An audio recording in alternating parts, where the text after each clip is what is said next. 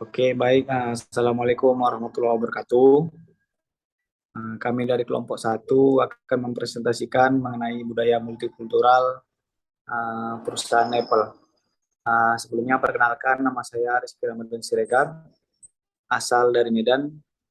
Mungkin lanjut perkenalan dari anggota kelompok satu. Silahkan. Perkenalkan, nama saya Yudi Alamdi, asal dari Jambi.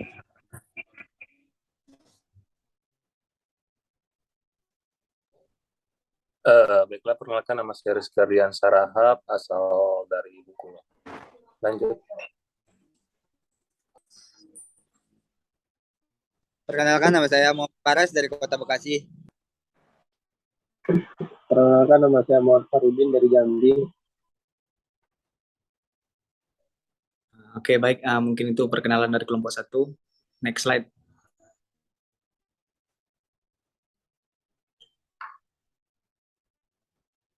Oke, yang pertama mengenai profil singkat dari perusahaan Apple.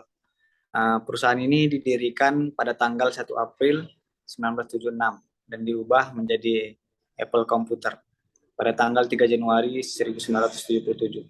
Namun pada 9 Januari 2007, kata komputer dihapuskan untuk mencerminkan fokus Apple terhadap bidang elektronik setelah peluncuran iPhone. Apple didirikan oleh tiga anak muda, yaitu Steve Jobs, Steve Wozniak, dan Ronald Wayne. Apple terus melakukan berbagai inovasi dan menciptakan produk-produk baru yang menguasai pasar smartphone dan aksesorisnya seperti AirPods, MacBook, iPad, dan lain sebagainya. Next slide. Selanjutnya, mengapa perusahaan Apple termasuk perusahaan yang multikultural? Itu karena Apple memperkerjakan sepertiga perempuan dari jumlah karyawannya dari seluruh dunia, dan juga hampir 60% Apple mempunyai karyawan tidak hanya dari orang berkulit putih saja. Selain itu, perusahaan Apple memiliki budaya kerja yang fleksibel, yakni para karyawan diperbolehkan untuk datang dan pergi ketika bekerja. Next slide. Oke, baik. Selanjutnya mengenai value perusahaan Apple akan dijelaskan oleh Paras. Pada Paras dipersilakan. Baik, Assalamualaikum warahmatullahi wabarakatuh. Perkenalkan, saya Paras dari Kota Bekasi, ingin menjelaskan komponen-komponen yang terdiri di budaya multikultural. Di sini saya bertugas untuk menjelaskan value. Apa itu value? Value adalah nilai-nilai yang menjadi penentu apa yang sebaiknya dilakukan oleh perusahaan. Jadi di sini Apple ini memiliki dua value, di mana value yang pertama itu ada pluralisme, yang kedua inklusif. Di mana penjabaran dari value tersebut itu, pluralisme itu, Apple tidak membedakan latar belakang pekerja dalam melakukan sebuah pekerjaan. Yang dilakukan di dalam perusahaan terbukti dengan jika ada rekan yang kesulitan dalam menyelesaikan sebuah pekerjaan, rekan kerja lain akan bersedia membantu menyelesaikannya. Jadi contoh ini juga bentuk proses perusahaan dalam memotivasi karyawannya yang setiap periode atau beberapa waktu sekali mengundang motivator untuk membangun semangat kerja dan supaya dapat meningkatkan kinerja perusahaan. Perusahaan juga dalam rekrut karyawan tidak memandang latar belakang calon karyawan mereka, tapi melihat kepada kemampuan yang dimiliki karyawan yang dibutuhkan oleh perusahaan Apple itu sendiri. Yang kedua itu ada inklusif, di mana inklusif ini perusahaan Apple memberikan peluang bagi rekan untuk terlibat dalam menyelesaikan sebuah pekerjaan yang misalnya harus diselesaikan secara tim, sehingga dapat meningkatkan rasa pada pekerja tersebut bahwa dia terlibat dalam setiap kegiatan perusahaan dan dia juga menjiwai misi perusahaan dalam mewujudkan visi perusahaan. Sekian penjelasan komponen budaya multikultural dari value dari saya. Sekian, terima kasih. Dikembalikan ke moderator. Oke, baik. Terima kasih. Selanjutnya penjelasan tentang heroes akan dijelaskan oleh Rizky Ardian Sarahap. Pada Rizky Ardian Sarahap, silakan.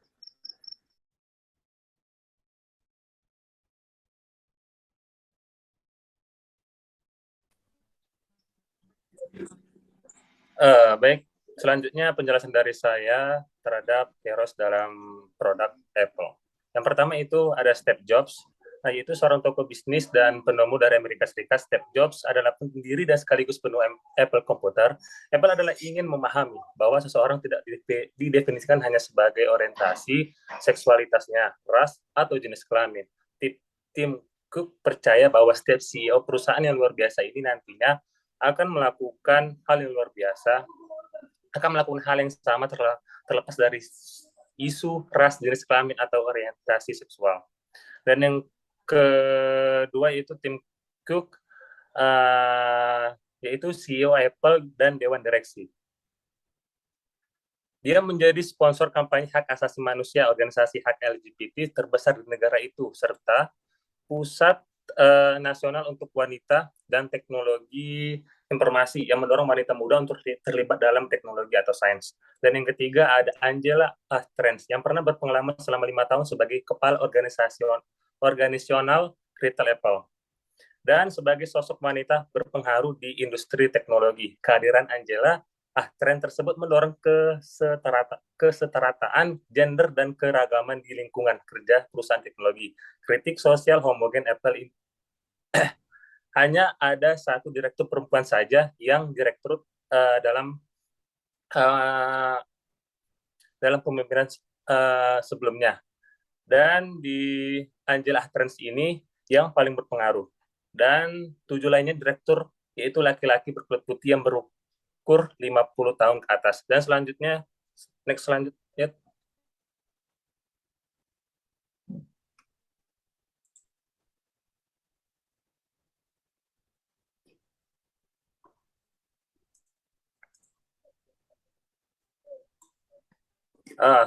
yaitu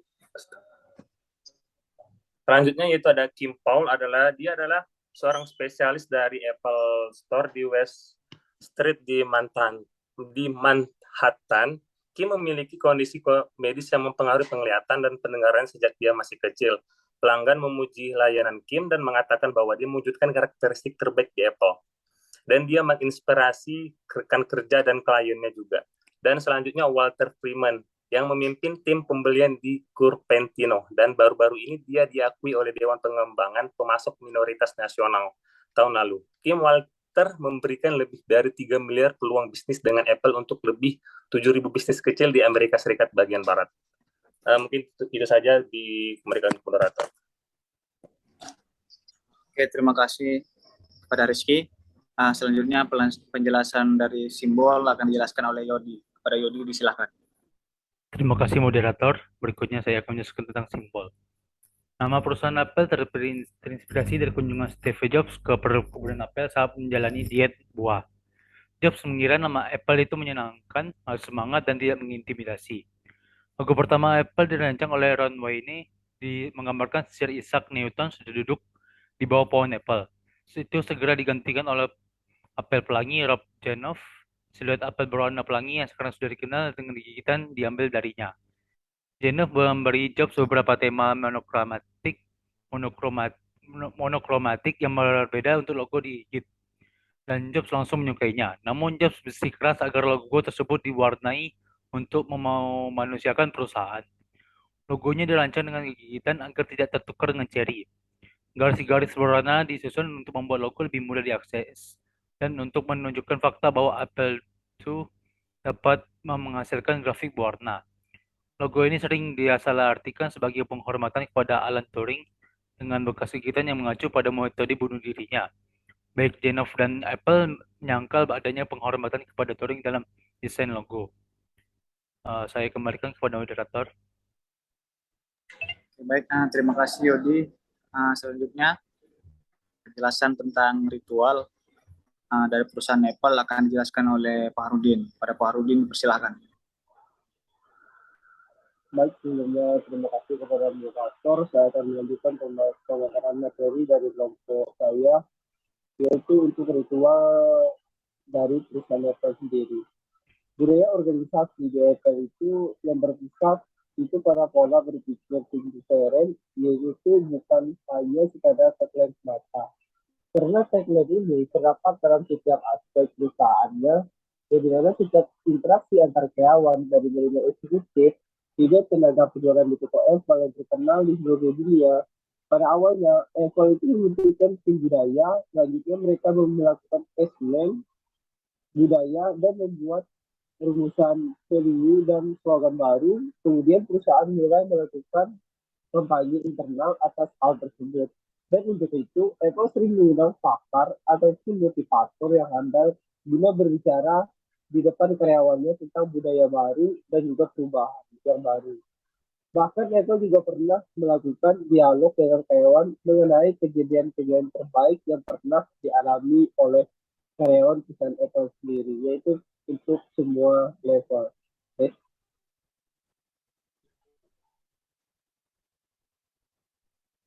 Untuk budaya perusahaannya itu ada 3. Yang pertama itu simple, kedua inovasi, yang ketiga ada kesempurnaan dalam desain.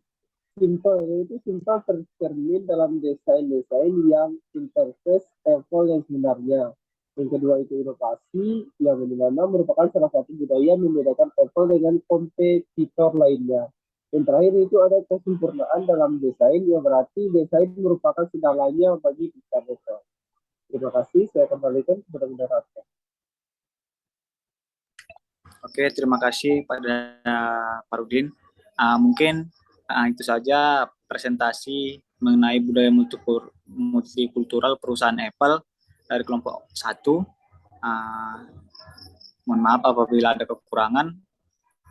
Kami akhiri. Assalamualaikum warahmatullahi wabarakatuh.